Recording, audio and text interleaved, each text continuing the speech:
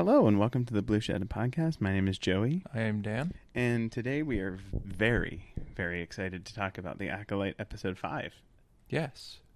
You know, the one that a lot of people said they were going to skip. Because of the Chiari-Mendy nonsense. Joke's on them, isn't it? Joke really is on them. Honestly, with this week, we're just going to kind of dive right into it. We're recording outside of our usual location, so this is a little exciting. Yes. We are ready to jump into it. So this episode picks up right where we left off with the Darksider having pushed, all the Jedi away, and we see Osha waking up and kind of coming to. I was very happy with this. Were you glad that it started right where it left off? I think if it didn't, people would have rioted. I agree. And I dare to say rightly so. I was really. I thought there was a chance we were going back to Brandok this episode. I think we're going back to Brandok, but I'll save that for a little bit later. I agree, and we will discuss that. So we're glad that it picked up where it did, and we have the Sith. I'm going to call this Darksider until we get to the name, the reveal, the Sith. The Sith was fighting a bunch of Jedi, and I thought that the fighting was crazy. It was some of the best lightsaber fighting that we've seen in a long time. Yes, and I do have one complaint about the lightsaber fighting. Go ahead. When they would connect, there was no flash. I didn't notice that. I did. I'm also, you know me, original trilogy guy. That didn't really bug me very much. It didn't bug me. I just noticed it wasn't there. Like, the sound was there, but there wasn't, like, a flash. Like in the original trilogy when they would connect, there'd be, like, a slight yellow flash or just something showing the two beams of light hitting each other.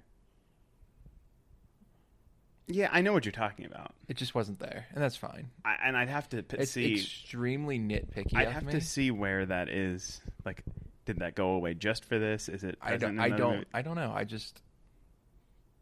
Interesting note, though. I believe the fact that is not there. That was the one thing I'm like, darn. But everything else was sweet.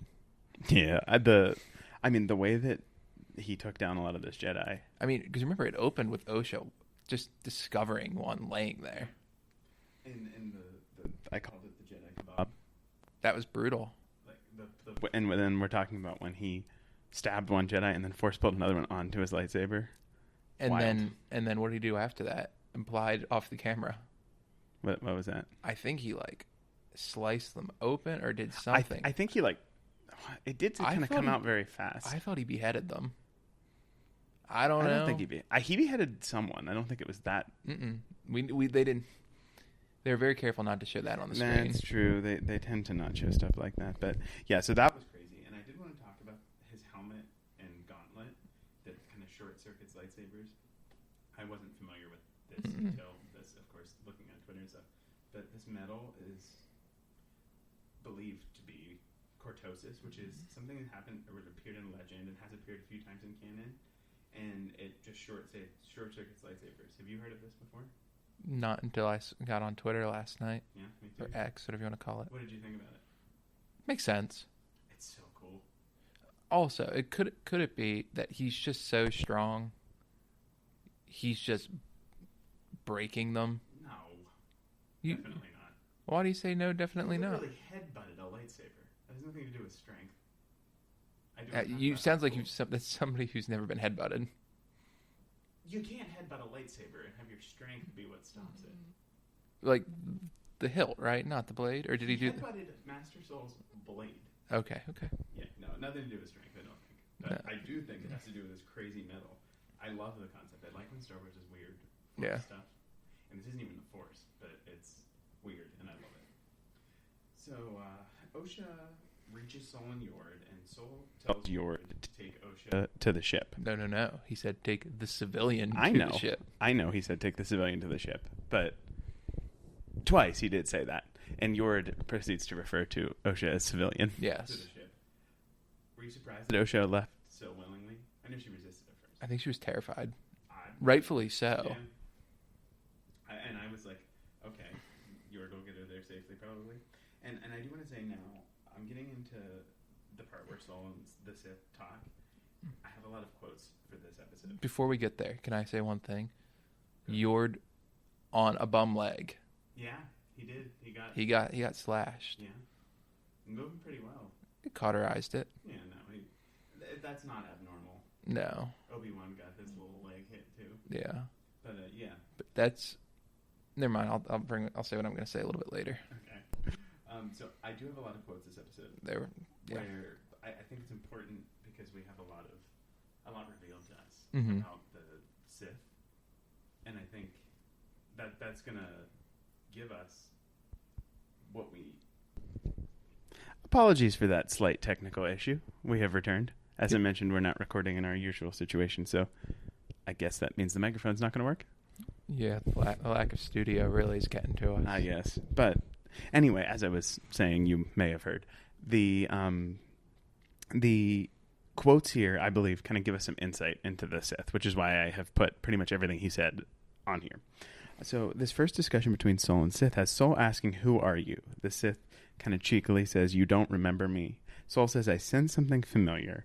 They kind of fight more, and Sol says, "You carry a weapon, Jedi weapon, but you are no Jedi." What does this chunk of dialogue mean to you? It leads me to think that May and Osha were not the only ones tested on Brendock. I don't know about tested. I wholeheartedly believe that the Chimere, dang it, but the Sith. The Sith, yeah. The Sith, we'll get there. Spoiler. The Sith is, related to Brendock in some way. I think the Sith was there. I agree. Or in some way was connected. I don't know about... He said, or they said, like, "You don't remember me?" Mm-hmm. So there was clearly an interaction. I mean, it could have been from when they went in the apothecary.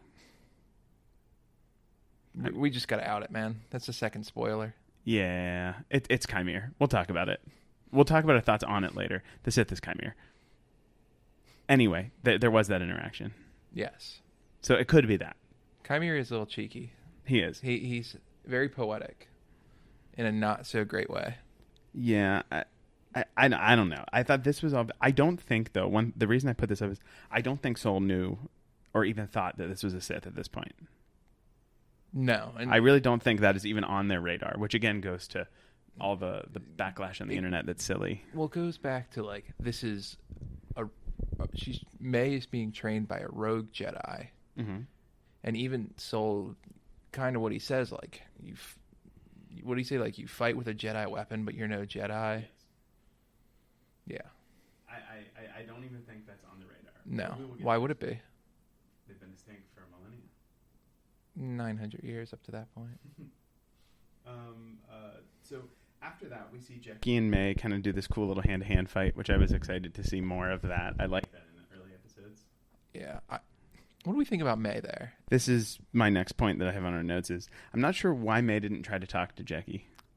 Because she was, prior to this, turning herself into Kalnaka. Yeah. Do we think Jackie would have accepted the surrender?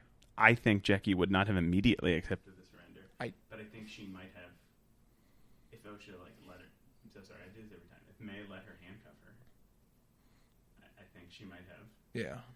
So I'm not sure. And as we think talking about May, I'm going to continue to say I don't know what she's up to. I think fear. I think once the dark side user showed up, May was just absolutely petrified of what could happen. And I think it was kind of evident in the end of episode 4 when she had the realization that she could sense him, like, oh my God. It's him. He's here. He is here. It is him. So yeah, I think that could explain some of the change, but we will get more into her motivation. So I get back into now Sol and Sith quotes. Sol says to the Sith... It's a great little segment title. Sol and the Sith. Sounds like a band. Sounds like a CBS show. It does. But Sol says, "You train May. Show your face." Sith says, "And let you read my thoughts?" No, no, no. Sol responds to that, "What master hides his face from his pupil?" And the Sith says, "You tell me." Which again takes us back to Sol did something on Brendock, or at least was involved in something on Brendock, and the Sith knows what it is. The Sith knows a lot about Sol. I know you and I have personally talked about, like, Indara being the one who did the sketchy thing, and Soul was kind of just there for the ride. And that's wishful thinking for me. I think it flipped. I think Soul did the sketchy thing. Everybody else was kind of just there. I don't think we can say for sure yet. Remember, we kind of discussed it. Like, was the Order of the Jedi important? With Indara, then Torben, then Kelnaka, ending with Soul. I'm still not sold on that concept, but I think Soul is most important for a reason. What that reason is, I don't know. Soul was being saved for the end. For a reason. I just don't know what that reason is. Yes. I don't know if it's like he did something or not. But again, that could just be wishful thinking from a Soul fan. But as this is happening, Osha hears Jackie fighting May and wants to go back. But this is the first time that Yord says, Jackie can handle herself. No, we're not doing it. And I did want to bring up a Yord quote, because what is one thing that we know about Yord? What's his favorite thing? The rules. The rules. Here Yord says, when Osha asks, what is he? He says, he doesn't follow the rules of combat. There's no method to his movement. It doesn't make sense. He gets into your head and he stays there. Before we talk about Osha's response to that, I want to say, I think this could be what eventually comes back to bite Yord at the end. It's just not expecting how ruthless the Sith is. And I think, to go off on a little historical aside here, in old times of war, there were like rules, very defined of like who can do what. I mean, we saw it up and through the Revolution, where it's like the officers weren't involved. They were kind of just directing. But mainly, like in the Age of Knights, there were very clear rules. Like only a knight could kill a knight. Like it's very defined, and it's I don't want to say regulated, but it's been recorded that like there was this battle going on, and one of the soldiers saw his knight about to be killed by another knight, and the soldier killed the opposing knight. They stopped the battle, hung the soldier who killed the knight, for breaking the rules, and then went back to it. And I think this is where we're seeing the Jedi of like the failure of the Jedi is not the failure. The downfall is that they're too adherent to the rules. And I don't think that's the Jedi as a whole. I think that is particularly Yord. I think Yord is showing part of the Jedi's weakness, but I think that's the point. I think we're seeing showing cracks. And you see, I don't want to fully delve into the flaws of the Jedi, but Yord kind of, for me, represents that rigidity of the Jedi that might not necessarily be the best for the Order itself. And I think that's kind of what they're trying to highlight here with Yord, is that he is kind of flawed in that sense, but too literal. And you can tell though that I think Soul is the only Jedi, and to a certain extent Jackie, that's capable of even contending. Free thought. No, I'm talking more about battling, like, honestly, we're back with it is kind of an analogy though. We're not back there yet, but I think, to speak to the rules of combat, these Jedi, the background Jedi, aren't quite, because they're not. They weren't training for it. Yes, we've seen them do lightsaber forms. We even watched, because when Osha was in the temple with Jackie, we walked in on forms. Yord seems like the type of person to only rely on that. Yes, and not use his intuition. Right. It's like, oh, gotta go form one here. But so yeah, that's kind of that on the Yord rules and all that jazz. But Osha's response to Yord saying he doesn't follow any rules, blah blah blah, is, my mother could do that. Get inside a Jedi's head, which I think speaks to your connection to the Sith Lord having been on Brendok, or at least involved with the witches in some way. I will admit here, at this point, I thought, it could be Mother Coral. It was a red hair. Well, when we saw the dark side user, the first, they showed their arm today, last night, whenever. Showed their arm, and I'm like, that is a buff man. I'm like, that's something. That's somebody who's been training. Yes. And they did say he. The characters started to say he. Well, they were saying he the whole time. I think May has said he too, so May kind of knows, but it could be disguised. It's a voice changer. We know voice changers exist. It's true, but no, I certainly was on the Mother Coral train. But after that discussion, Jackie actually does arrest May, gets her in her handcuffs, and she says, throughout, it's for her family, Kalnaka, Torben, and Indara. And as this is happening, though, the Sith, who has just kind of left Sol magically, comes and starts fighting Jeki. And the Sith says, May, you can learn from this Padawan. She's a loyal pupil. And then Jeki has this really cool dual-wield fight using Kalnaka's lightsaber. I thought that was very cool. It was. It gave me Darth Maul vibes, where it's like just slowly ignites the other one. You're like, oh crap, it's going to be good. Again, cool use of the cortosis blocking the blade, and like shutting it off, and her having to get creative and using Kalnaka. And it ends though with the Sith cutting Kalnaka's lightsaber, exposing its crystal, which is pretty cool. Yes, and then just kind of gone, and we have May running away at this point. I want to ask you a question. You've been the questionnaire. Okay. What do we think the Sith's motivations are? Because he clearly doesn't care about Jeki. I want to wait. Fair enough. Okay. Till we get to the later quotes, because I think his motivations are kind of clear here. Yeah. Based on what he says. But anyway, we have May run away. Osha and Yord are continuing to run to the ship. And Osha kind of says, like, Yord, turn your lightsaber off. It'll track the bugs, which we saw from the last episode. And you can tell that Osha kind of wants to go back still. But they press on to the ship. Yeah. Do you have anything else to add about that? Something happens, and I just don't remember where. May calls out to Osha. That's not yet. We'll get there. Okay.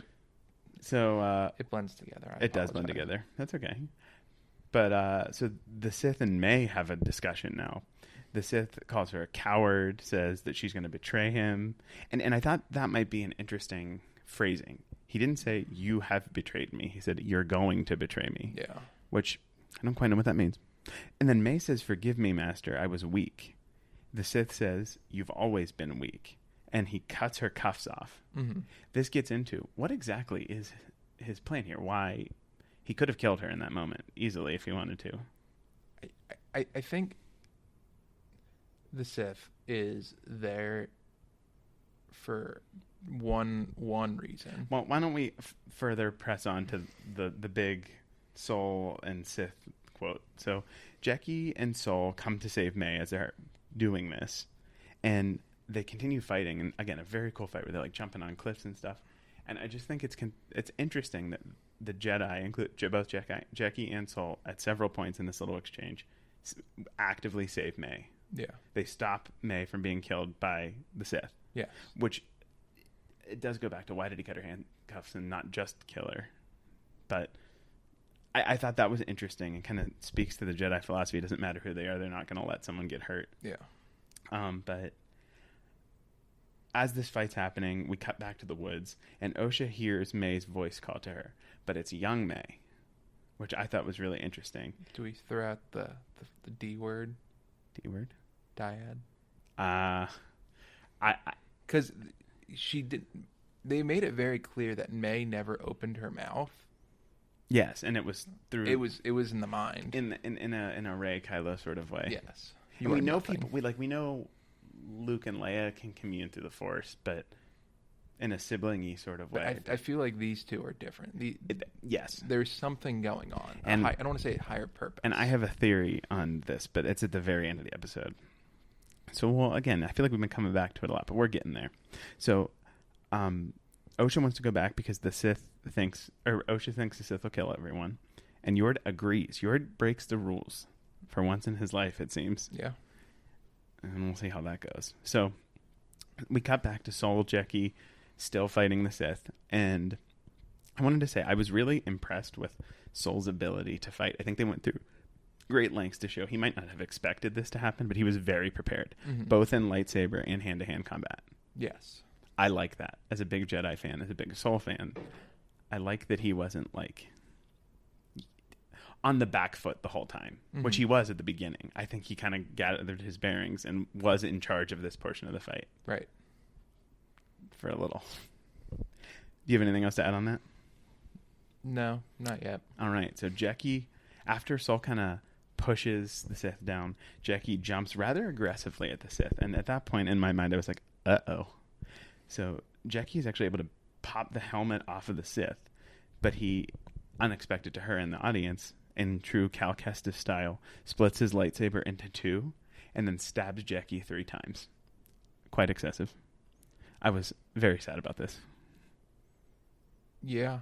Definitely wasn't a fun watch. I gasped. I did. I gasped a lot in this episode. But I don't want to say it kind of goes against the Jedi, like Soul's teaching of like being calm, like the whole react and play defense instead of attacking this reason. And she did kind of take the not aggression. She was doing her job, but it seemed like she might have got caught up in the heat of the moment rather than be mindful. She was building up to that. You can kind of see it in her tussle with May. Mm-hmm. She's getting frustrated. Yes. And it's like, Jackie's like, I'm good. I know I'm good. I can do this. Mm-hmm. I don't want to say, remember the Clone Wars episode with Kit Fisto and his Padawan? Yep. Are you calling Jackie Nadar? No. I think that Jackie was competent. Nadar was also a little competent. Jackie held her own. Jackie did hold her own. For a long time. She did. And I thought that was really impressive to see.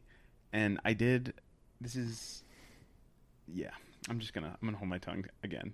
But as I said, Jackie rip Jackie, miss her, sad. But Jackie knocked the helmet off, and the Sith is in fact revealed to be Chimere. Yes, we kind of called it. And can I steal a quote from you? Sure. Chimere even kind of, when that happens, Chimere turns to May and was like, "You couldn't figure this out." You didn't know it was me, not even deep down, he says. I think he was talking... That was more for the audience. I mean, in the trailer, the man started reciting the Sith code. Yeah. From Legends, which is... It was very direct. And I have a quote. We're going to talk about at the end an article that was released from Entertainment Weekly about this, concept. And there's a quote about the twist from Leslie Headland that I'd like to read off. So we can... spend more time about the twist and like the planning of it, but I was happy with it. I thought it was great. I'm glad they revealed him now. Agreed. If they didn't, it just felt perfect. If they didn't want to reveal him, they wouldn't have led up to what they did. For example, you and I talked off air after episode 4 last week that you could see Chimere putting a lightsaber in his bag. Yeah. And I think if we go back and rewatch this, we're going to be rewatching like, how is it not him? Yes. And I mean, even the first watch, you're kind of like, all right. And it kind of recontextualizes, like making the poison. How did he get the tree from Brendok? The last episode, him asking her all the questions. Like, it sounded like a frustrated teacher with a student who wasn't getting the lesson. Yes. It's like, I know the answer. I'm trying to get you to the answer. How are you not getting it? It's like me at the math table. Me at the kitchen table doing math homework with my dad. Mm-hmm. Yeah, that's actually a great analogy. But before we talk about Chimere, Soul, and May kind of having a little nice long discussion, Osha senses Jackie being killed with the Force. Yes. Interesting. They kind of established a connection, I feel like, over the last few episodes. It reminded me of Soul.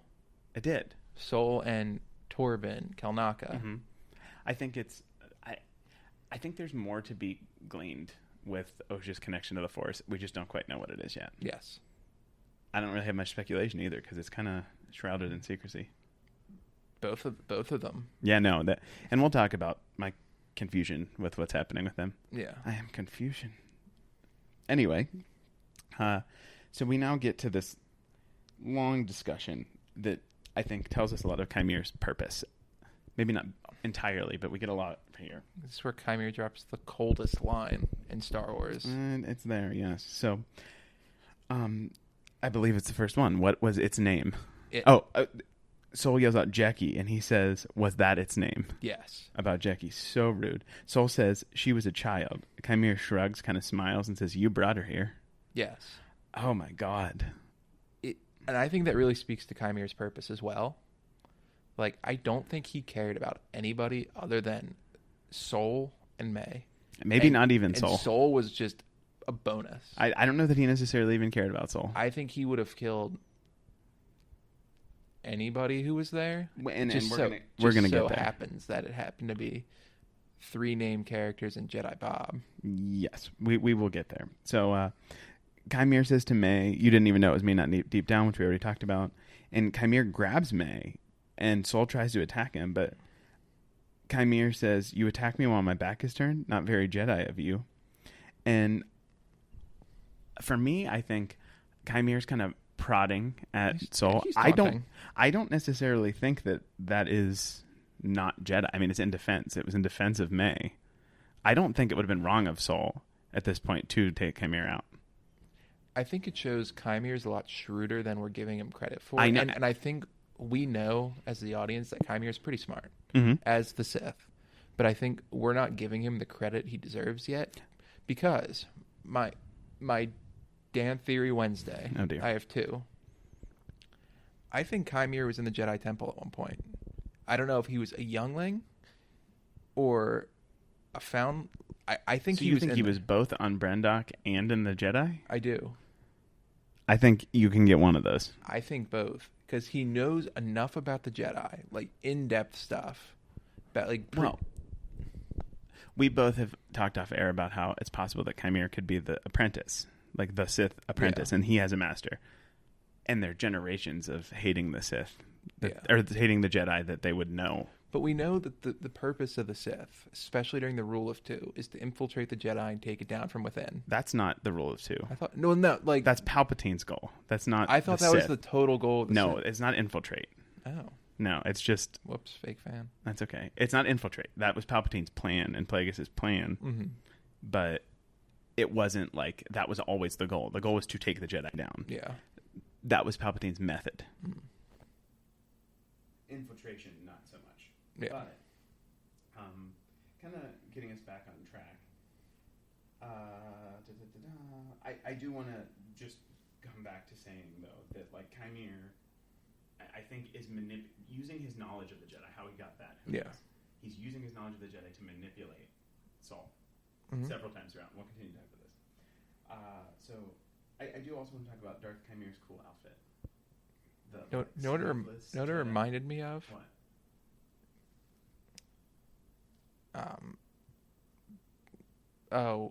What's the word? Concept art of Anakin from Yes. Episode 3. You know the one I'm talking about, where it's like that. I agree. Like the cool like sleeveless like Jedi robe sort of thing. Yeah. And the Kylo Ren like longer like dress kind of thing. That was very cool. It looked like he could be walking down a runway at Fashion Week. I will say, very stylish for There was for the a Sith. cool, like little bracket on the back too. What's that for? I don't know. Maybe it's lightsaber. Maybe it's for the claw. Claw? Palpatine claw. Maybe that's just a Sith thing. They just have them like a USB-C. Maybe they just that's their recliner. Oh my gosh. Oh man. Anyway, Soul turns off his lightsaber to save May, and Soul says, "What are you?" Chimere says, "I have no name, but a Jedi like you might call me Sith." Soul doesn't really react to this. He just kind of is like, "All right," and he asks another question. What do you think about the reveal that he is, in fact, a Sith, or at least... Is he a Sith, though? He never said, "I am a Sith." He did not. He leaves it kind of muddy. And I don't know if he's a Sith at the moment, or is he just somebody who's a dark side user, or maybe he's not a full Sith. So the interview that we're gonna, or like the article that we're gonna discuss at the end, they do use the term Sith. They say straight up he's a Sith with a big S. I think that could be misleading intentionally. Mm-hmm. Like he could be something else, and we can talk about what that might be, but I think it's interesting to consider that he is just straight up a Sith. And Leslie Headland said that she pitched this show as a Sith show. Yeah, so, from the beginning. So I think it's possible that he is just straight up a Sith. Yes. Master or apprentice, who knows? I think he's an apprentice, because kind of the structure of the Sith that I saw online, it's like you're an assassin, and then you're an acolyte, then you're an apprentice, and then you're a master. See, I don't love that structure. I think you can become an apprentice without... Like, Anakin wasn't an assassin. Right. I think that is Ventress didn't become an apprentice. Ventress could have become an apprentice, but I think that's just a potential path. But I would say Savage was an acolyte. I'm thinking. I don't hate that. I know Dooku called him an apprentice, saying my apprentice. But in the grand scheme of things, I don't think he was a Sith apprentice. Yes, he was not like the rule of two. He was an acolyte. Yeah, if you will. So anyway, Soul asked, why risk discovery? Well, I did wear a mask. Kind of a cute little answer. Soul says, what do you want? And I think this kind of gets, this is long. So I'll go through this whole thing, then we can talk about it. He wants freedom, and he pushes May to the ground and holds a lightsaber to her head as if it's gunpoint, which I thought was pretty brutal. Freedom to use my power the way I like, without having to answer to Jedi like you. I think that's kind of canned. Yeah. I know I said I was going to do the whole thing, but I feel like we can just kind of get that out of the way and say, that seems like pretty straightforward. Pretty straightforward Sith talk. This is his individual motivation, though. I want a pupil, an acolyte. But this one went back on our deal. She exposed me, so now I have to kill every single last one of you. I don't make the rules, the Jedi do. And the Jedi say I can't exist. They see my face, they all die. So I think this is like a half answer. I think we don't know the real motivation, but I think now we know, since they're all there, they've all seen him, they've seen his face, they gotta go. And I feel like that's why Chimera's being a little cheeky with it too, like just kind of, I don't want to say speaking in half-truths. Mm-hmm. And he definitely is. But he knows what his ultimate goal was. Like, as soon as the mask came off, he could say whatever he wanted to Soul. Because he's going to kill him. He knew he was going to kill Soul. Which we'll talk about at the end. Chimera says, aw, look at you two, right back where you started. And as that's happening, Yord grabs his mask, Chimera's mask with the Force, uses it to deactivate Chimera's lightsaber, and then like engages him. And my wife and I were watching this on, like, as I mentioned, we're traveling for a conference. My wife and I were watching this on FaceTime together, and she was like, he has no plan. I thought they had a plan, and I thought the bugs might come at this point. But Yord, I think this gets into Yord, like, expecting him to follow the rules still. Chimera kind of grabs Yord and breaks his neck. Yeah. I've been pretty vocal about not loving Yord, but this makes me very sad. He didn't even have a chance to do the mistakes we thought he might make as a rule follower.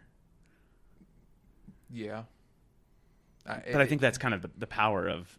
I think the show is doing a great job of showing how powerful the Sith are and what they're supposed to be. You and I kind of talked about, like, we never really see the full extent of their power. Mm-hmm. We catch glimpses of it, like with Palpatine in Episode 3, and anytime he uses, like, Force lightning, but we've never seen them just go off the wall. Like, what? The most gruesome thing we've seen up until now was Kenobi. Yeah, Vader's just walking down the street and Force chokes. It's almost like worse that he used his hands to do it. It's crazy. It's personal. Speaking of the Sith, Darth Chimera, I just got a notification on Twitter that they have a Black Series Darth Teeth helmet coming out. That's an interesting color. It's kind of bronzy. I don't know. We've not seen it in broad daylight. So. We saw it. I didn't realize it was bronze until... It is also digitally rendered. So, but there was... anyway.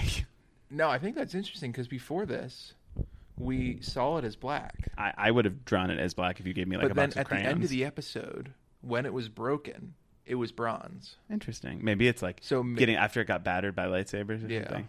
Interesting. So yeah, anyway, if you're interested in Black Series helmets. Chimera keeping the paint industry alive. That he is. So poor Yord, rest in peace. I will say one of the quotes, I can't remember if I wrote this down or not, so we're going to say it. I'll skip it later if I wrote it. Daphne Keane and Charlie Barnett knew they were going to die early. Yeah. So like they went into the show knowing that was going to happen. Yeah. And I think you can kind of see it in how they portrayed their characters. Like they put a lot into what we got, which is why people love them so much in those first few episodes. So kind of brutal. So anyway, we have, as this is happening, May runs away but is stunned by Osha. And then we have some super cool Chimera versus Soul hand-to-hand combat. Soul wins this fight, which I thought, again, speaks to the strength of Soul and the Jedi. You know what this fight reminded me of? What? Not to pull back to, again, Episode 3. This was Mace Windu versus Palpatine. Yes. Almost to a And T. I'm happy you brought that up, because the next note I have is that Sol wins, ignites his lightsaber, and was going to kill Chimere, but Osha stops him. And I, again, think it would not have been out of line with the Jedi teachings, Jedi philosophy, for Sol to kill Chimere. Much like Shouldn't I don't think it would have been out of line for Mace Windu to kill Palpatine. I think when the Sith are officially in play, It's like... that is... They cannot...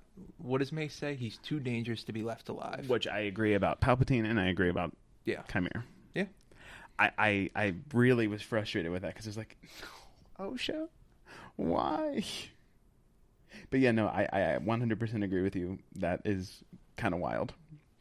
So there's some more Chimere talk. I have some more quotes. Chimere says, Osha, this is your master. You trust him, even after everything he did to you. Once again, kind of sowing the seeds of doubt as to what Sol did. Sol responds, his mind is twisted by darkness. Chimere says... But it's interesting. Not to cut you off, but Sol doesn't ever deny anything. No. He always just says... I'll tell you later. That he's trying to manipulate you. He never says he's lying. No, and again, I don't think Sol... I think Sol's trying to keep it from her. I don't think he wants to lie about it. I don't think so. I think he's just lying by omission. Yes. And Chimere says, I've accepted my darkness. What have you done with yours, to Sol? Sol says, the Jedi do not attack the unarmed. And Chimere says, rules, rules, rules. If you never follow them, you never have to break them. Which is a great Sith quote. 100%. Yeah. So we get here the resolution of Osha's bug plan by sacrificing Pip and turning his light on. We'll talk about that. I'm very happy Pip is not actually gone. Mm-hmm. And that attracts the bugs to Chimere, who... And it was cheesy, and I loved it. The bugs carried him away as he's trying to like swat them away with his lightsaber. Was there any sense in your mind of like, oh, this is it for Chimere? Oh, not at all. Yeah. I thought there was a chance that he would get through the bugs. I did too. I was fully expecting him to. I'm glad he didn't, though. I'm surprised he didn't use the Force. I know. He's pretty strong with it. Like, we've seen him do a whole bunch of crap. We've watched him just kind of throw people with a flick. Yeah. And we know it's not as far-fetched for a darker user to freeze animals. I think maybe it just straight up was unexpected. It was unexpected. Yeah. He didn't have time to think. But so anyway, they have that Chimere's flown away, and we have Osha asking Sol why Chimere said she shouldn't trust him. And Sol, once again, says, I'll explain. But before he could, or tell them to go back to the ship, May grabs Osha's blaster with the Force, or the thread, and stuns Sol. Then we get this interesting scene with May and Osha. It starts to become day again. And they have their first real conversation since they found out each other was alive. So I'm going to kind of go through it. If there's something you want to say, feel free to stop me. I think this conversation and series of events sets up more questions than anything, though. Oh, yeah. Osha is still not really happy with May. May says the Jedi got what they deserved, and they're the ones that invaded Brandok, their home. Osha says that May is the violent one and the one that started the fire, but May claims that the Jedi have brainwashed Osha. May says, they've turned you against me. Sound familiar? Just a tad. Anakin. Anyway, May says that she can help Osha return to herself, and they hug. Mm-hmm. I find this connection, the dyad potentially concept, I want to bring that up a little later, but return to herself. What is herself? Is that foreshadowing something to their creation potentially? Like, come back to yourself? Mm-hmm. I don't know. Anything to add on that, or am I kind of getting too philosophical here? I'll let you go. I have some things, but let's just... All right. So they hug, and they say, we both survived. All we have is each other now. Osha's response to that is to push May to the ground and attempt to arrest her. Then they start talking about Master Sol. Osha says, you did this to yourself. You followed a false master. May said, so did you. Osha says, leave Sol out of this.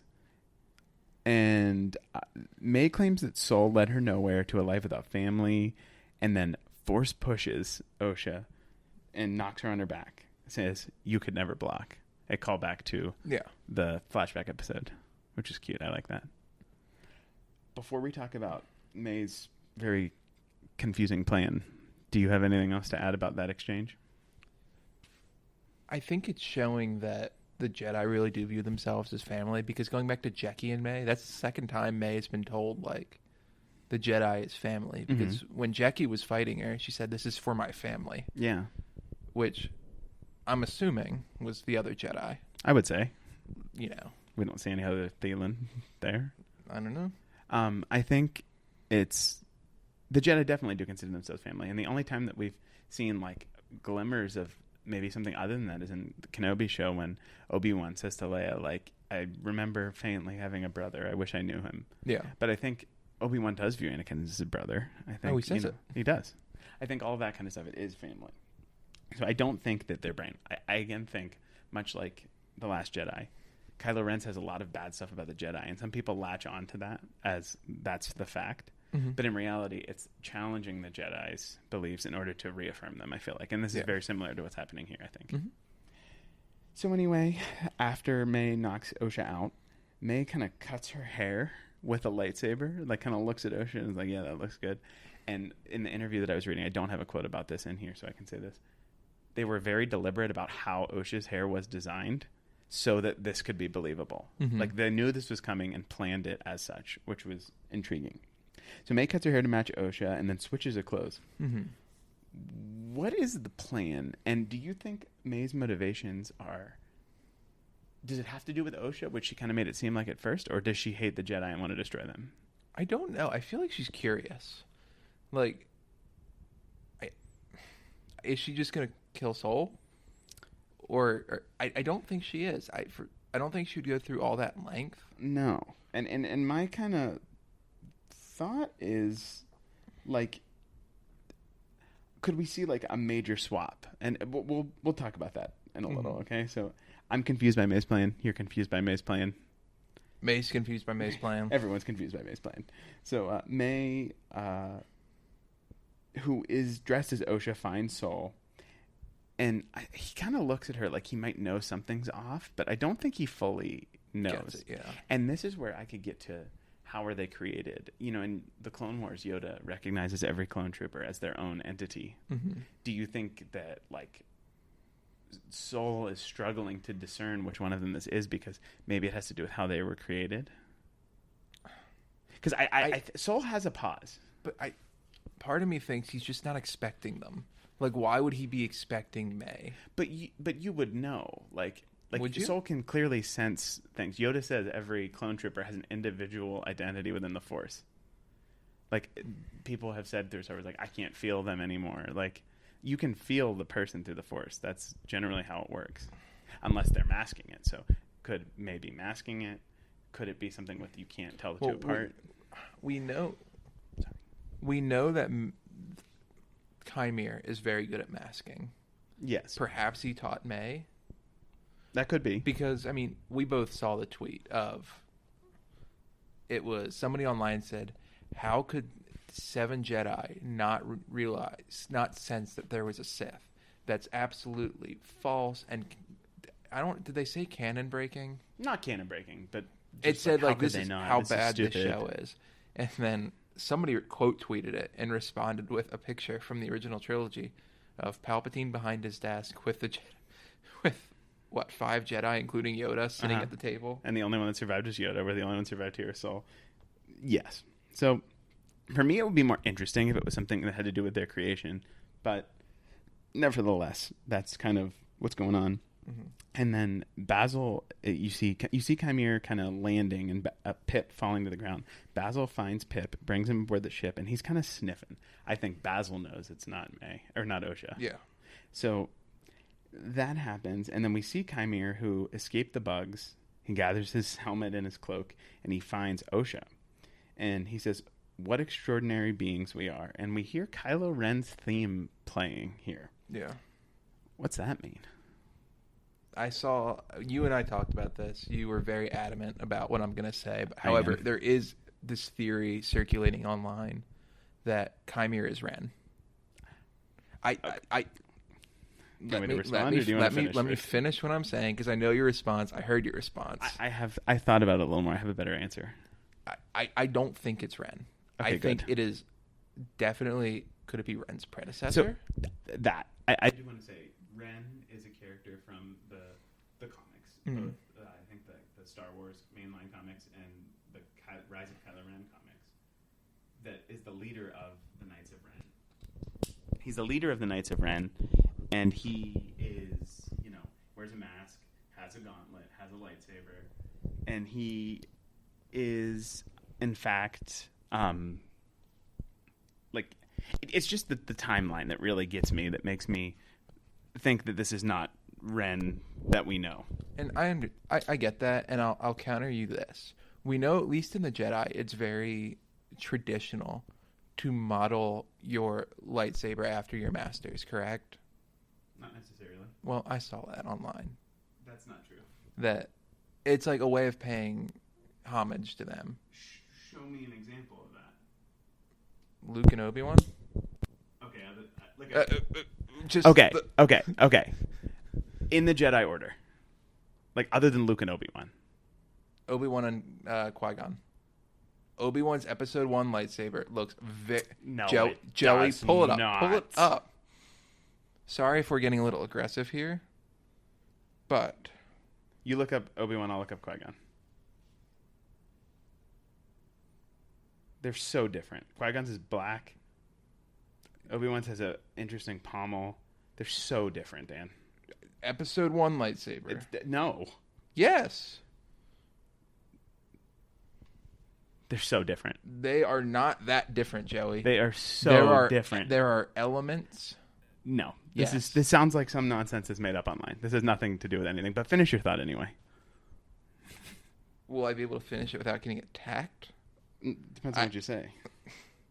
That's reassuring. It would make sense that if somebody is training another, to train them like themselves. Like, for example, Chimere seems to be very proficient in using his helmet and gauntlet as a tool of defense, correct? Mm-hmm. It would not be... Have you seen the picture of Ren where people are saying, yes. in armor? Would it be far-fetched to say that is how he was trained? I don't disagree that it could be a predecessor to Ren. What I disagree with is you saying that the Jedi model their lightsabers after their masters. Anakin and Obi-Wan don't look the same. That was because Mace Windu and Depa Billabas don't look the same. Kanans and Ezras don't look the same. I could continue for years. Yes, do Yodas and Dooku's look the same? Do Asajas and Dooku's look the same? Not really, beyond being curved. That could just be more of an actual functional style. I think we're splitting hairs here, though. Let's let that point I'm be. splitting. You're taking a cleaver. I disagree with the Jedi. I disagree with that claim. That's fine. It's okay. We don't have to agree on everything. Anyway, Kylo Ren's theme plays. I think it could be connected to Ren. His helmet. Has to be. His helmet looks like Kylo Ren's. They would not have played that just to play it. Not at all. Star Wars. We can agree on this. Star Wars is very good about giving somebody their own music if they need it. 100%. I mean, let's just look. We have Rey's theme.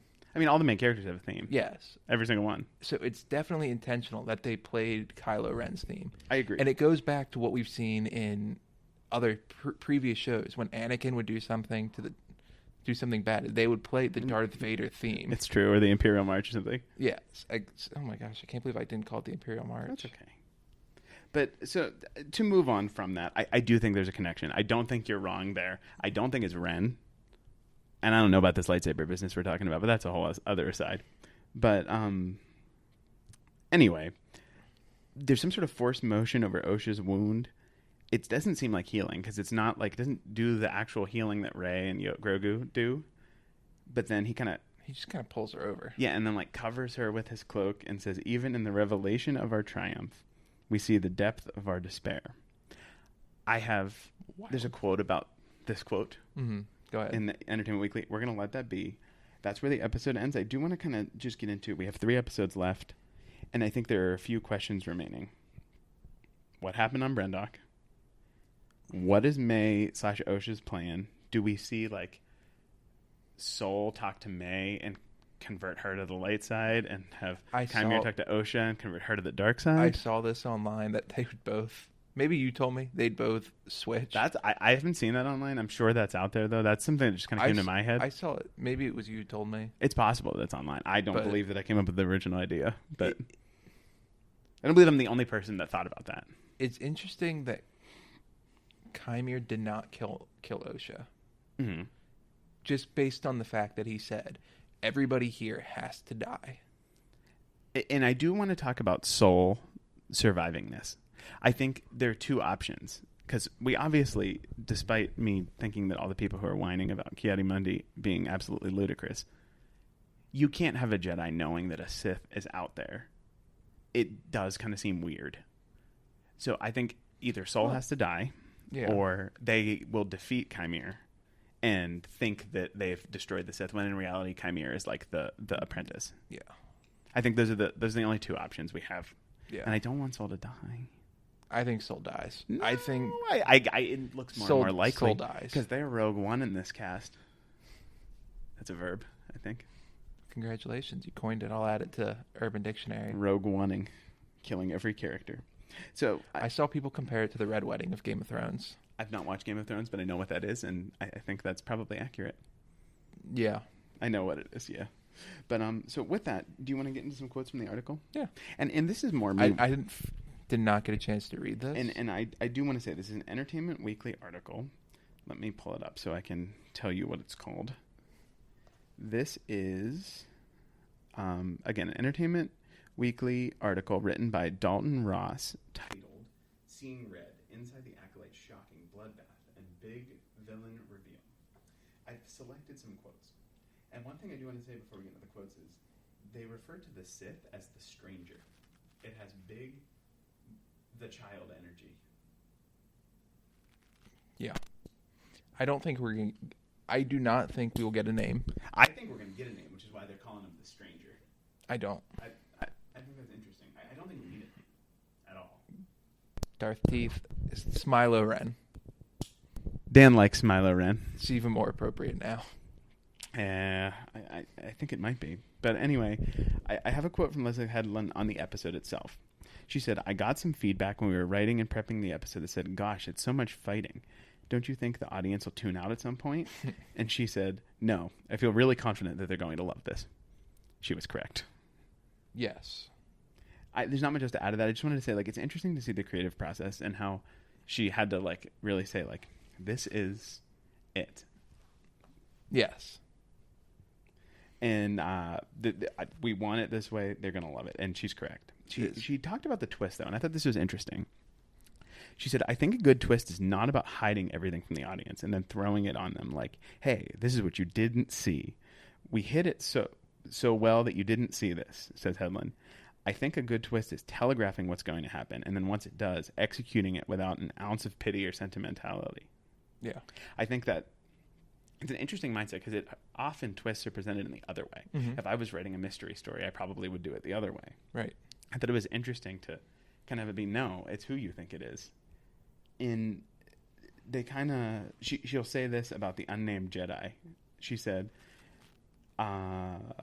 she lulled the viewers into a false sense of security by sending some new and clearly expendable Jedi into the fray alongside the series stars. That's what I loved about starting with the red shirts, she explained, while momentarily slipping into Star Trek parlance. You're kind of like, oh, he's just going to kill a bunch of red shirts and everybody's going to be fine. And, oh my God, Jackie's dead. Okay, I'm listening. I like Leslie Headland. Yeah. Because I saw that meme online, too. Yeah. We tweeted a meme out. We talked about how the Jedi Bobs are here. They're expendable. Yeah. Turns out so was Jordan Jackie. They're all expendable. It's true. No one's safe. No, literally. Which we said is refreshing, and we like it. We got through after we found out what they were doing, killing 4 Jedi. It was pretty straightforward. The fact that they killed 3 of them in the first 4 episodes. Mm-hmm.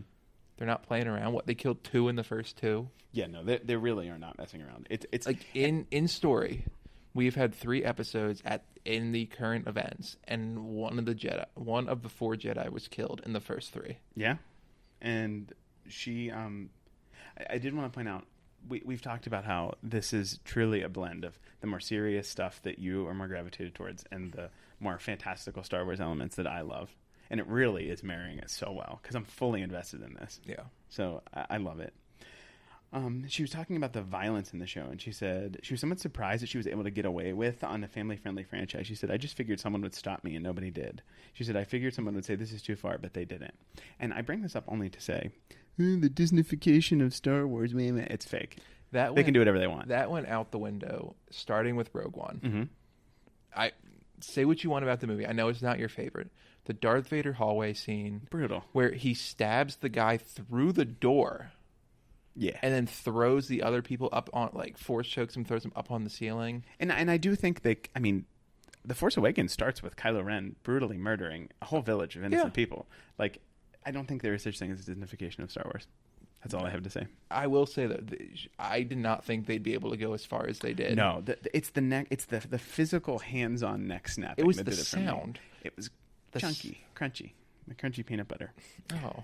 The other thing I have is that Manny Jacinto trained for 4 months to do the fight, and he did the majority of his own stunts, even when the helmet was on, which I thought was really cool. You can tell he was jacked for this. And he talked about the unsettling nature of the character. He said, we wanted the character to not just be oppressive and powerful, but when you see him, you feel disturbed. We wanted a character that isn't a Darth Vader type of guy who's just overpowering on the screen, and its concept of the uncanny. Like, he'd be like like the way he stumbles, the twitch in his eye. It's very subtle, and he likes the uncomfortableness that people experience. And that's what we wanted to hone in on for this Sith Lord. And so he did refer to him as a Sith Lord, which, again, could be played with for sure. But I thought that was interesting that, like, there are different types of villains, and he wanted to play this more psychologically jacked up villain. Yeah.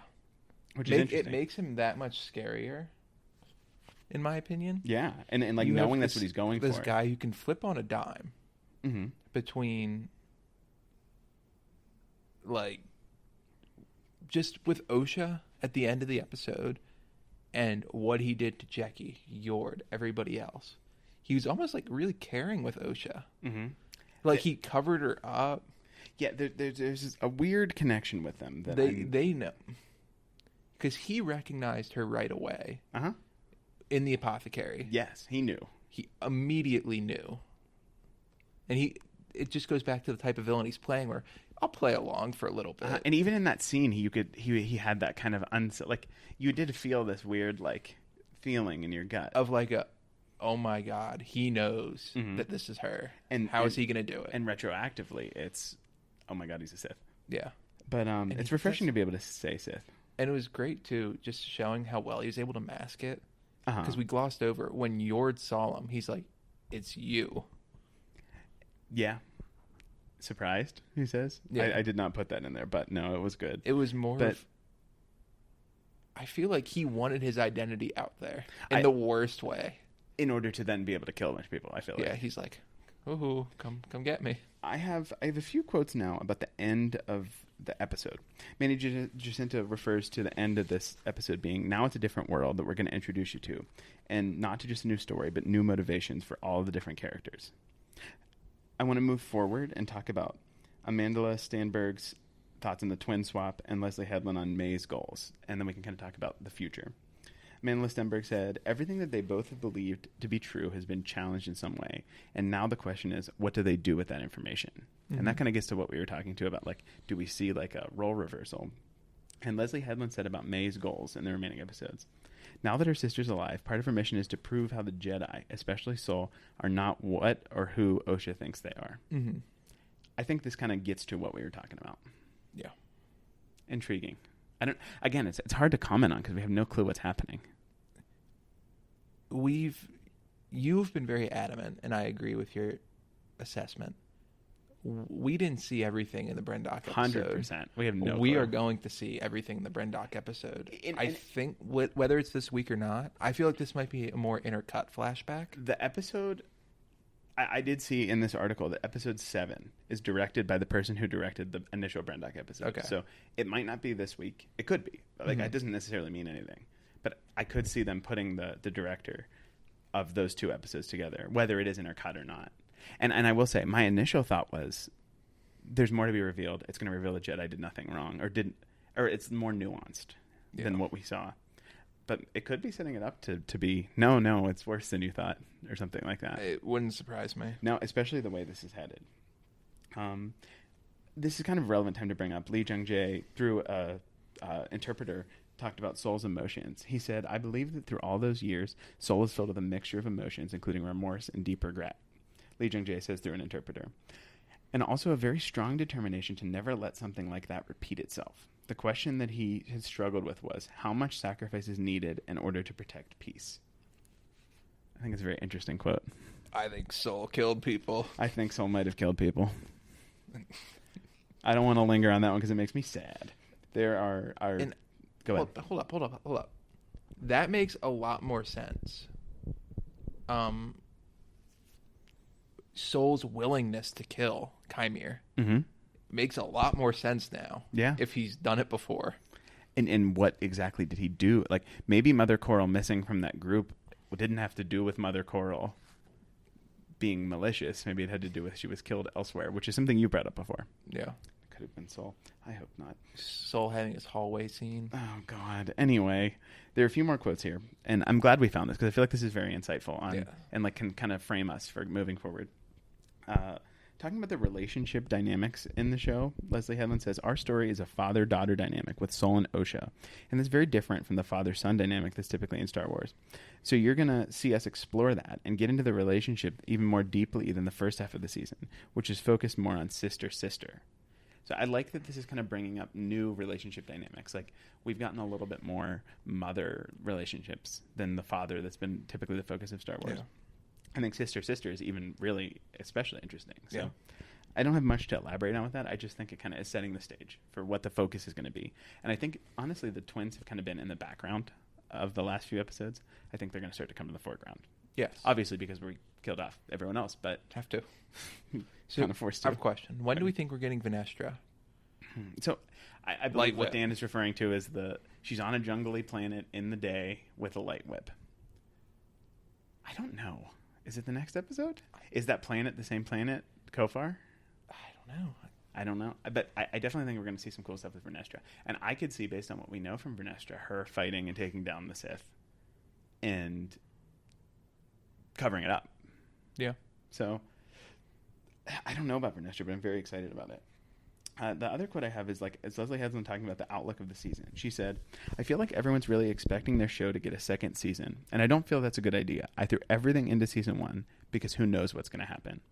And I think that's very refreshing. I think these days we see a lot of shows saying, I know it doesn't, Dan's giving me a look, and it's the Soul's going to die look. But I think it's refreshing to hear because a lot of times things are just left dangling. There are shows that I've watched where it's just like, oh, well, I guess we'll never know what happens because you didn't finish your season. Yeah. You kind of just left it dangling. So I like that this could be elaborated on. And I'm going to give you one more quote and then we can talk a little bit before we wrap up. She says, on the potential for a season 2, 4 or 5 major mysteries that she'd like to reveal in season 2 if the show gets renewed.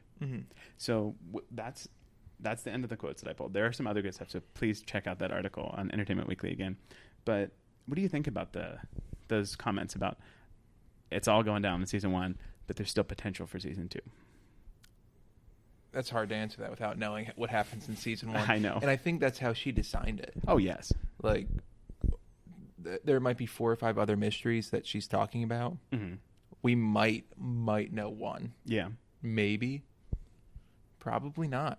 I think it's possible that it's entirely new. So maybe we reveal that Chimere is the apprentice, and then there's a whole other Sith that we follow. Maybe I could see a second season of this show not following any of the other characters and being about the Sith. Yeah, it should be. We need it. And she says a show from the Sith perspective, and I don't think we haven't gotten that yet. No, and I think we could. What is Chimere gonna do after this? Do we learn more about him? Obviously, we will because Osha's with him. And we didn't really talk about the tattoo, but I think the tattoo is going to be key to Soul figuring things out. Yes, that he really honed in on the tattoo. I think that the camera honed in on the tattoo to remind us, that it's there. Because I'm not gonna lie, I forgot about that. Yeah, but I thought it was gonna giveaway was gonna be the marking on their forehead. But it's definitely gonna be the tattoo. Yes, because I think she'll be able to hide that, and I think it revealed to Chimere this isn't May. Yeah.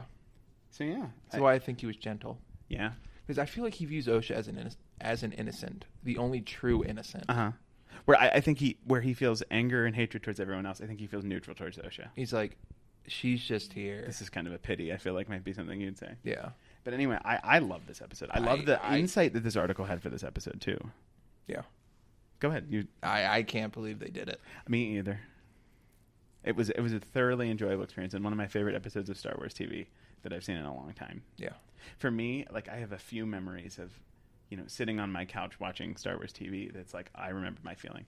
The Mandalorian appearing in Book of Boba Fett really did it for me. It was like, this is special. Mm-hmm. Luke and Ahsoka interacting. The Ahsoka, Ezra, and Sabine lightsaber scene in Ahsoka.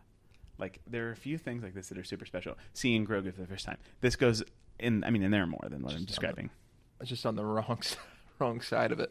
Yes. There are more than I'm describing, but, like, I feel like this is, like, up there with, I'm going to remember how I feel about this forever.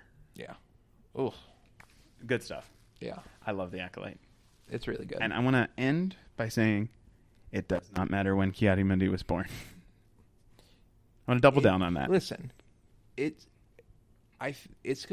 that quote will really influence the way this story goes. I think like, it has to. In here for a reason. It has to.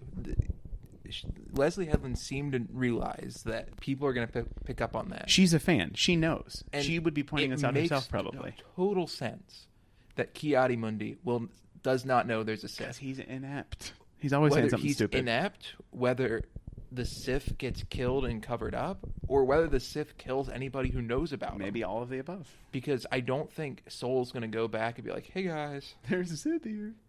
Yeah, he'll probably tell Vanestra, and Vanestra's like, go walk that off. You're nuts. Uh-huh. And then she's like, I gotta go take care of it. I think that's very possible. I do want to say, I don't think that I think there's a connection to the Ren stuff. I think more predecessor to Ren, but that's that. Anything else you'd like to add for this episode? No. With that, thank you so much for listening. Please consider checking out that Entertainment Weekly article. It was very good. And with that, thank you so much for listening. Please consider giving us a subscribe or review on the podcast platform of your choice. Check us out on YouTube at Blue Shadow. Follow us on Twitter or X at Blue Shadow Pod or on Instagram at Blue Shadow Podcast. And consider looking at our Facebook page. Thank you so much, and we will see you next time. Thank you so much.